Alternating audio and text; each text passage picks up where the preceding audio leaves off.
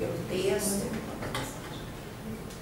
como criamos a nossa condição, com as nossas crenças, com as nossas dúvidas, e quando deixamos de colocar na mão de Deus, perdemos a confiança e cremos que nós somos Deus quando Ele minúsculo, e no orgulho, na obstinação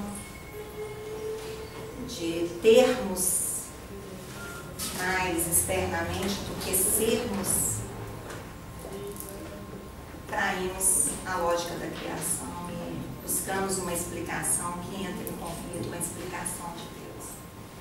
Bem, vamos começar que talvez vai ficar mais claro. É o capítulo 12, é a palavra de Monteiro, e para quem está acompanhando o livro, os mensageiros, André Luiz está lá no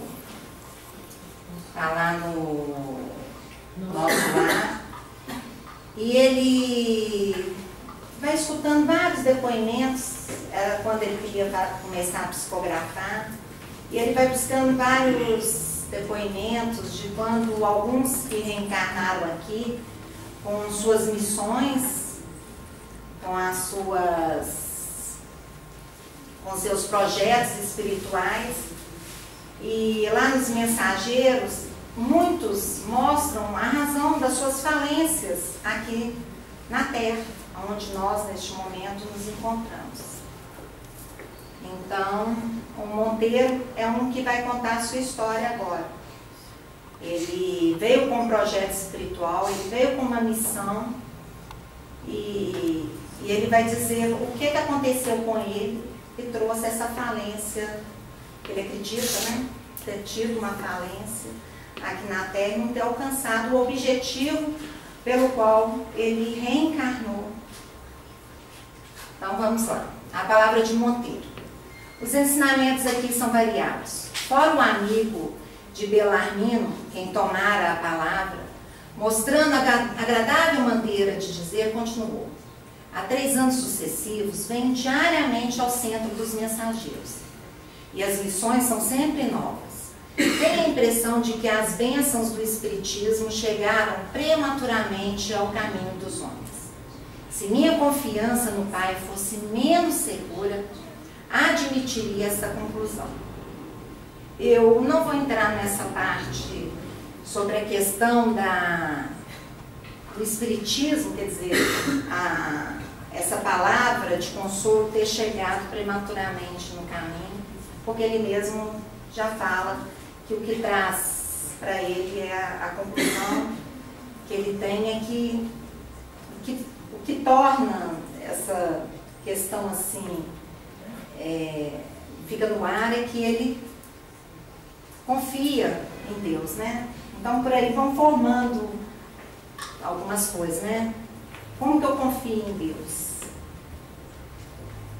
Belarmino, que observava atento os gestos do amigo, interveio explicando. O nosso Monteiro tem grande experiência no assunto. Sim, confirmou Monteiro. Experiência não falta. Também andei às tontas nas semeaduras terrestres. Como sabe, é muito difícil escapar à influência do meio. Quando em luta na carne, são tantas e tamanhas as exigências no sentido em relação com o mundo externo, que não escapei igualmente ao doloroso desastre. Gente, ó, eu tô aqui só fazendo um estudo, todo mundo fala isso, né? Então, por favor, me ajudem, tá? Como que vocês acham que existe essa influência do meio? Como que vocês acham que ela chega e muitas vezes, por exemplo, eu tenho um objetivo, né? Eu quero trabalhar alguns aspectos que estão dentro de mim. E eu vejo que essa influência do meio às vezes me tira desse objetivo. Então eu queria que vocês, assim, junto comigo, fossem montando o que é essa influência do meio. Como que vocês acham que essa influência do meio atrapalha para chegar num objetivo combinado lá, antes da gente vim aqui. Como que é o nome que a Ivone usou lá para tratar o objetivo? Vai me encarar. O objetivo? Não, o objetivo da nossa encarnação. As tarefas? Não, não é tarefa não, tem uma outra palavra que ela usou. Desígnios. Não é missão não. Não foi dom, não, foi... Talento. Não foi talento. Acho que os talentos que a gente recebe. Foi mais que talento, é uma missão mesmo.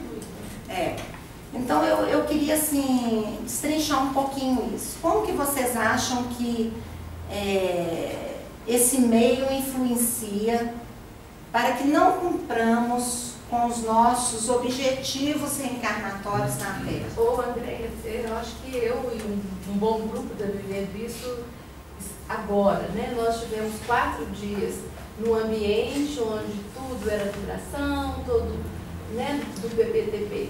Caímos no mundo real, pronto. O que a gente tem visto nos depoimentos, não consegui, lá eu estava conseguindo, aqui não estava conseguindo. Ou seja, aqui na convivência com as outras pessoas, é muito mais difícil quando a gente está num grupo com os mesmos objetivos, com a mesma vibração, a gente entra naquele clima de... quando sai de lá, essa energia perde um pouco, a gente recebe a energia de outras forças que não aquelas que a gente está vivendo. É isso também, né? Muitas vezes a gente está aqui no grupo, estamos felizes da vida, sai né? ali fora. Aí sai lá fora, vem as influências do meio. Influências do meio que eu considero aqui não é só isso. Eu considero assim, a televisão, aqueles que vêm falando pra gente sobre certas coisas, e a gente está aqui falando de coisas elevadas, aí de repente chega o outro lá, solta um palavrão, ou vem com garra e fecha a gente. Eu acho que completando também a reunião passada, eu acho que tem a ver também pelo pensamento, né? Bacana, também acho. Eu acho que ele que vai interferir no meio. Não adianta você estar focado, o coração está, e o pensamento, né, ele pode te desviar de todo o tom. Não, bacana demais. Também acredito que o pensamento desvia. E os sentidos? Sexo, comida, frio, calor, vontade de ir no banheiro, e aí? Consumo. Né? Consumo. Na verdade, nós é que nos identificamos com essas... porque é muito próximo da gente. A gente está querendo ir para um outro caminho e a gente se identifica com aquilo dali. Mas é real que o nosso corpo precisa da comida, não é real? É real que o nosso corpo precisa da comida, nós temos sensações, isso é real, né? Não podemos negar também que existe o nosso corpo. Nós estamos aqui, estamos encarnados e temos sensações mesmo. Mas até onde essas sensações tá na vontade de Deus e até onde que eu me tomo por elas? André, Oi. como nós fizemos o nome do livro, não a minha, mas a tua vontade, né? Eu quero fazer a minha vontade. Apesar de falar aqui no mantra, né? Na hora de fazer, eu sei que a vontade de Deus não tem nada a ver com o que eu faço. Mas na hora aqui, eu sei qual que é a vontade de Deus. Mas na hora que eu saio, meu orgulho, a vaidade, tudo, né? A minha gula. A gula, tudo. Aí eu falo assim, igual você está falando, nós aqui estamos trabalhando algumas partes para fazer a vontade do Pai, não é? E para fazer a vontade do Pai, nós temos de cumprir um planejamento que foi fazer feito antes algumas daqui. partes, né? Escolhe uma para trabalhar, que seja a gula, que seja malicência, alguma coisa, né? Porque tudo, eu, por exemplo, sou muito terrena, quando vejo, já foi, né? Vigiando, igual a gente está fazendo, já para mala, fazendo trabalhos, fazendo dietas, né, mentais, alimentares, para fazer os trabalhos, mas mais que escorrega, porque o apelo do mundo é muito agradável para mim. Não, é assim, é uma padaria. Hoje eu levei a Ana para ir no médico. E parei na padaria para ela lanchar. E eu estou tentando fazer uma reeducação alimentar. Eu fiz um trabalho sobre as minhas crenças lá nessa internação que a Valda falou. Nós ficamos 4 dias lá no aprofundamento PPTP, que é do PSO. 5. Pois é. E vivemos várias coisas lá e eu cheguei com certas Determinações. Então eu quero trabalhar muito a minha dor. Entro hoje na padaria. Aqui, gente, você já foi na Viane? Pô, sentidos. A minha vontade é de comer muito, de comer os doces. É bacana, eu preciso de comer, mas eu preciso comer aquilo tudo. Assim, aquilo tudo vai me fazer bem, realmente. Eu comer com fome é uma coisa bacana, mas eu comer ali na gula para satisfazer talvez nem a minha fome de corpo, né, física, mas fazer um preenchimento do vazio que eu sinto na minha alma por outras coisas, né, que é o que eu venho olhando assim, percebendo que essa fome que eu tenho é outro vazio, eu quero preencher outras coisas. Então são essas exigências dos sentidos, a relação com o mundo externo, né, até onde o mundo externo ele é meu instrumento, ou até onde que eu me deixo levar por ele e esqueço de olhar aqui, né, e fazer o que eu preciso. Então, igualmente, né, foi doloroso o desastre, mas aí ele pergunta, mas como indaguei interessado? Quem está indagando aqui é o André Luiz, viu, gente, para quem não sabe. Ele não sei se vocês se prepararam, que ele faz questão de falar que indaguei interessado, que em consolidar conhecimento, quer dizer, não foi a nível de curiosidade, é porque ele ia trabalhar esses depoimentos, né, internamente também trazendo para nós. É que a multiplicidade de fenômenos e as singularidades mediúnicas reservam surpresa de vulto a qualquer doutrinador que possua mais raciocínio na cabeça que sentidos no coração, que sentimento no coração. Em todos os tempos, o vício intelectual pode desviar qualquer trabalhador mais entusiasta que sincero. E foi o que me aconteceu. Vocês conseguiram entender? Então ele tinha muita razão, mas pouco coração. Então ele trabalhava o que tinha de ser aqui, ele trabalhava com isso aqui. Depois de ligeira pausa, prosseguiu. Não precisa esclarecer que também partir de nosso lar, no outro tempo, em missão de entendimento espiritual. Ô, gente, quem é que não está em missão de entendimento espiritual, hein? Você? Você é espirituoso. Eu não entendo ainda não. Quem é que não está em missão de entender, né, o porquê que estamos aqui? Eu entendo que missão espiritual é isso, é usar o coração, é trabalhar nessa linha do amor, menos materialista, mais espiritualista, né, trabalhando assim, qual é o meu dom, que missão que me trouxe para cá? Eu tô falando muito de missão, gente, é porque foi meu trabalho lá, assim, de qual a razão e o sentido da minha vida aqui, né, o que me pulsa o coração, não a minha mente. Então, no outro tempo, não precisa esclarecer que também parte de nosso lar no outro tempo em missão de entendimento espiritual. Não ia para estimular fenômenos, mas para colaborar na iluminação de companheiros encarnados e desencarnados. O serviço era imenso. Nosso amigo Ferreira pode dar testemunho, porquanto partimos quase juntos.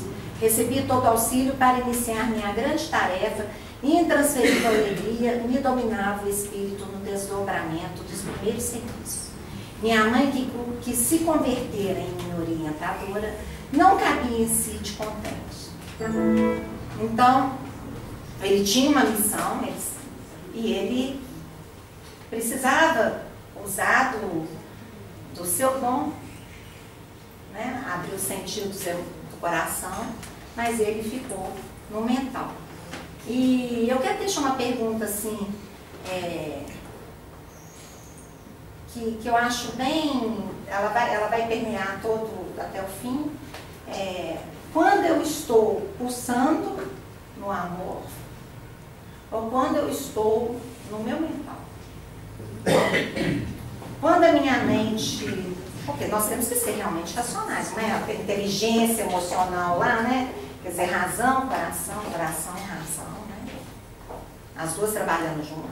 Então, eu estou questionando assim, quando eu estou usando só da minha razão? Ou quando eu estou usando esse meu corpinho aqui, né?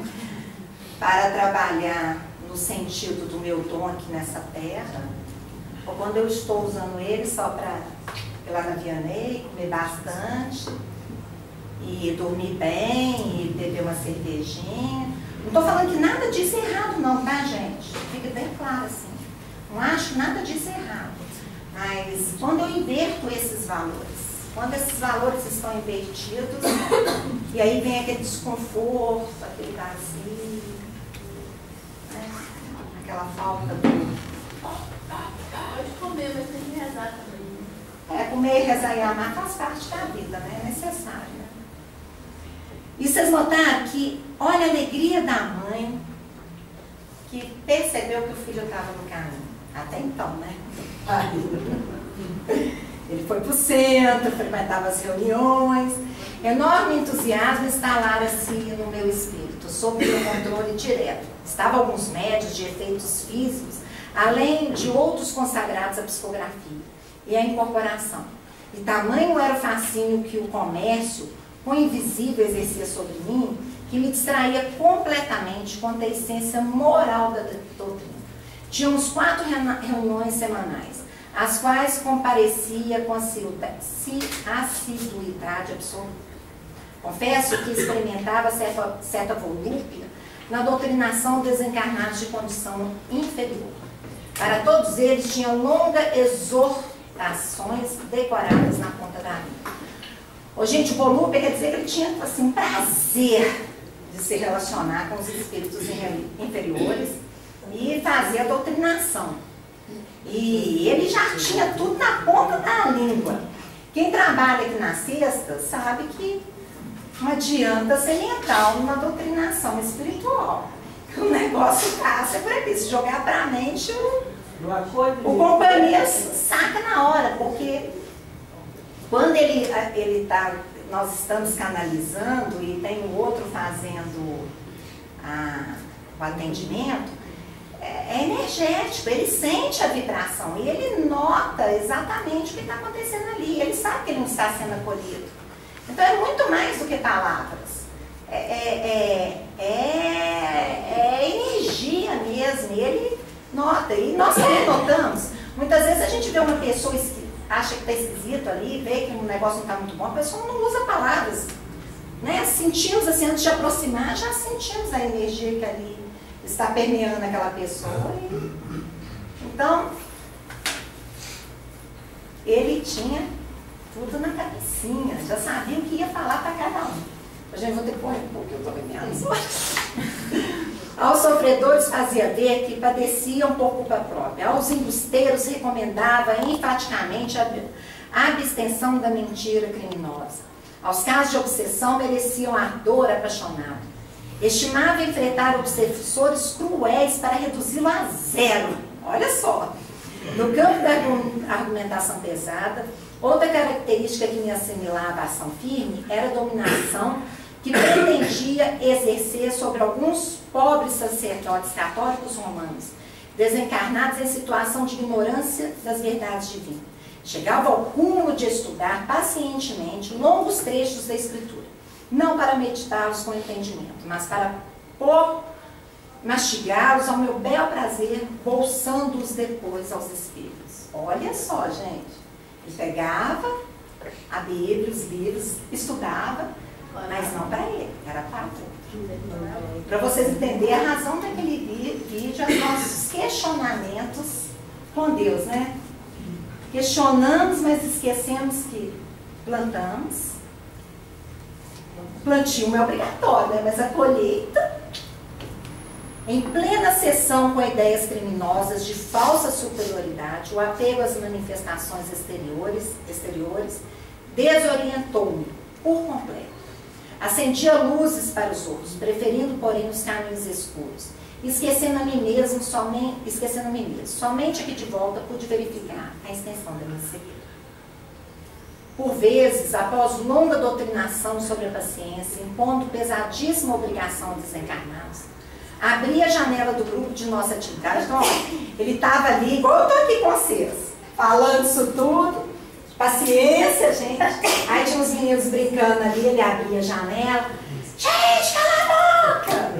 Ele estava ali falando de paciência, tinha uma criança chorando, ele depois ia lá e brigava, porque a criança estava chorando e as mães não estavam cuidando das crianças. E hoje eu vejo que a doutrina veio para me educar, para me trazer mudança comigo, não para com o outro. Então eu vou passar aqui essa história. Andava sério, não conseguia perceber que a existência terrena por si só é uma sessão permanente. Então nós estamos aqui, né? Encarnamos, desencarnamos, encarnando, então é uma via, né? E, bem, aí ele falando que de desvio, ele teve angina, ele quase, né, morreu do coração. E aí ele começou a questionar, como ensinar sem exemplo, como dirigir sem amor? Minha cabeça dirigia-se ao céu em súplica, então aí ele já desencarnava. Mas o meu coração colava-se à terra. Então, é a questão dos sentidos, né? Mas eu tenho que comer, eu tenho que ir ao banheiro, eu tenho que amar, né? Eu tenho uma vida e tenho essa vida aqui, é para viver mesmo, estou encarnada. Mas, até onde é o meu apego aqui? E eu venho me perguntando isso sinceramente, gente, por isso que eu venho trabalhando na minha vida. O meu apego aqui, que me impede de sair daqui. Então, todo mundo brinca aqui comigo, eu falo, é meu marido, meus filhos, minha casa. E eu falo de boca cheia, eu gosto mesmo. É nosso, né?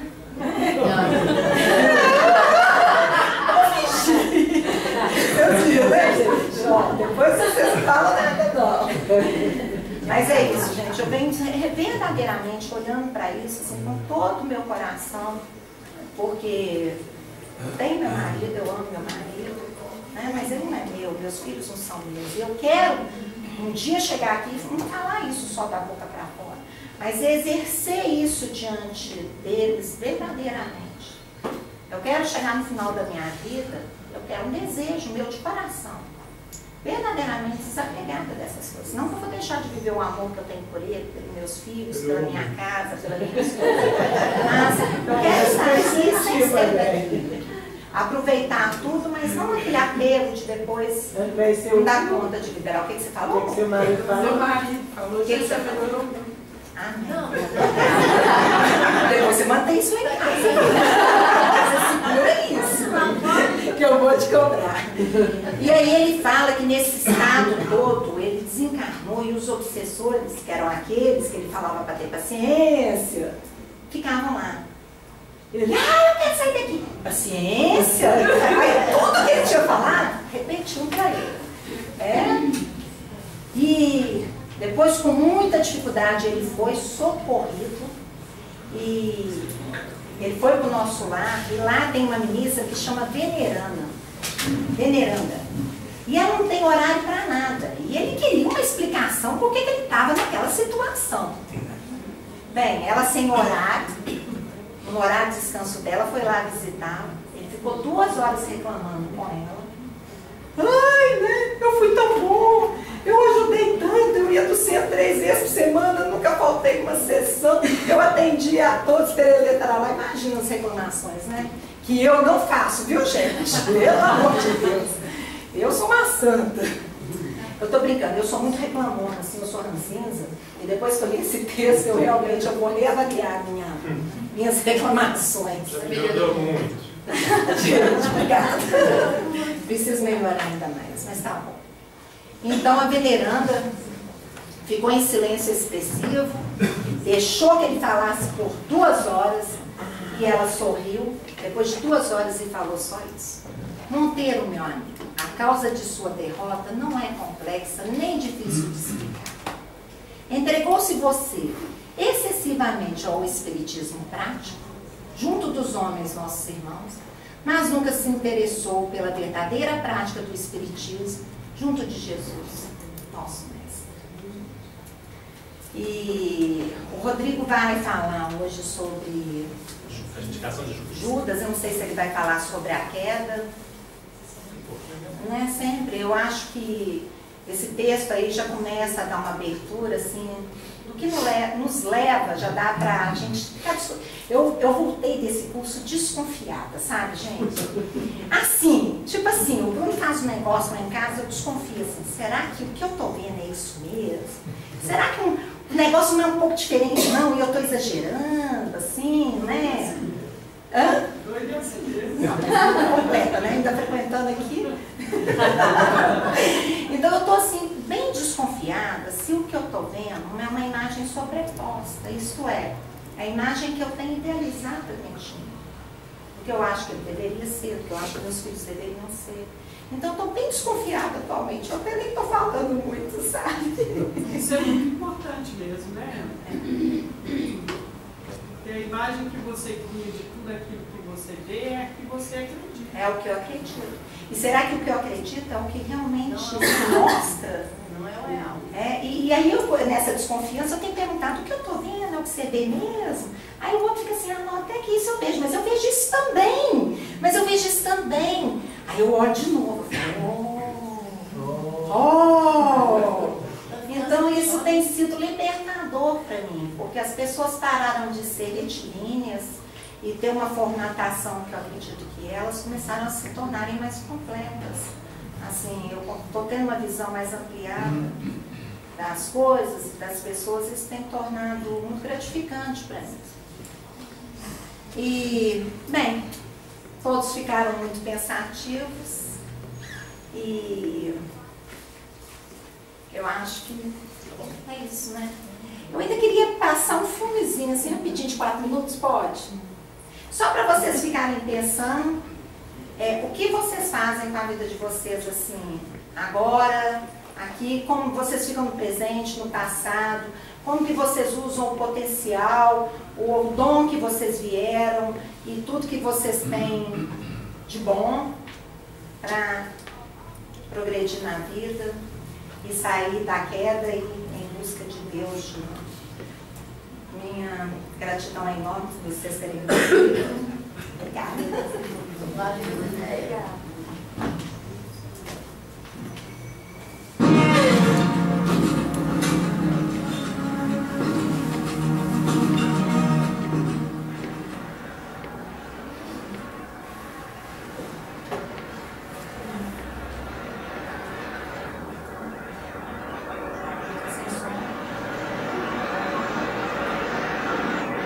Gente, eu acho que vai passar muito assim,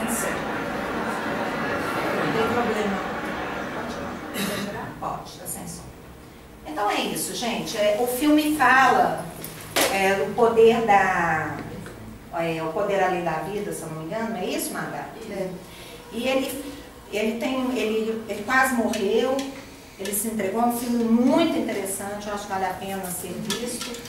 E ele supera todos os egos dele, todas as partes inferiores dele, ele vai no fundo do poço, olha para todas as feridas e depois ele começa um trabalho de ficar firme e forte nessa terra e ele se supera e depois disso ele consegue fazer uma apresentação que para quem estava com o joelho todo machucado não tinha condição.